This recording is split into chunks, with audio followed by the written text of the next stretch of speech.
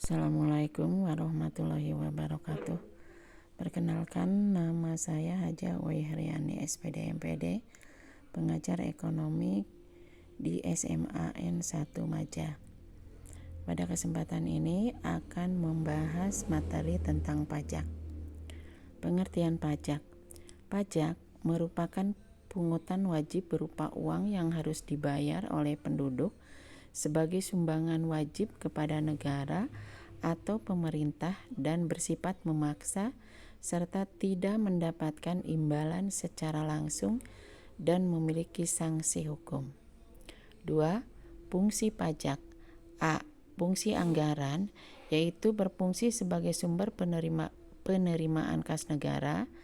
B. Fungsi alokasi, yaitu berfungsi untuk mendanai atau menyediakan barang atau jasa yang dibutuhkan masyarakat. C. Fungsi distribusi atau pemerataan, yaitu pajak digunakan untuk membangun ekonomi yang hasilnya diharapkan dapat meratakan kesejahteraan atau memperbaiki taraf hidup masyarakat. D. Fungsi mengatur atau regulasi, yaitu pajak digunakan sebagai pelindung produksi dalam negeri. 3. Manfaat pajak.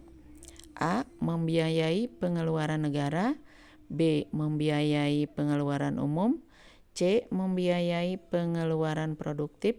D. Membiayai pengeluaran tidak produktif, yaitu peralatan untuk pertahanan dan keamanan negara. 4. Tarif pajak. A. Tarif pajak proporsional, yaitu tarif pajak yang persennya tetap untuk setiap dasar pengenaan pajak.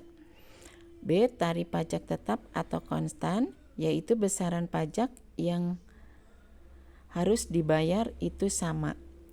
C. Tarif pajak degresif atau menurun, yaitu tarif pajak yang persentasenya menurun untuk setiap dasar pengenaan pajak.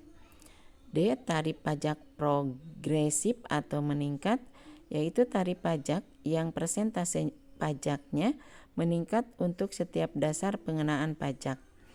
5. Jenis-jenis pajak. A. Pajak langsung merupakan pajak yang bebannya harus ditanggung langsung oleh wajib pajak dan tidak boleh dilimpahkan ke orang atau pihak lain, contoh PPh dan PBB.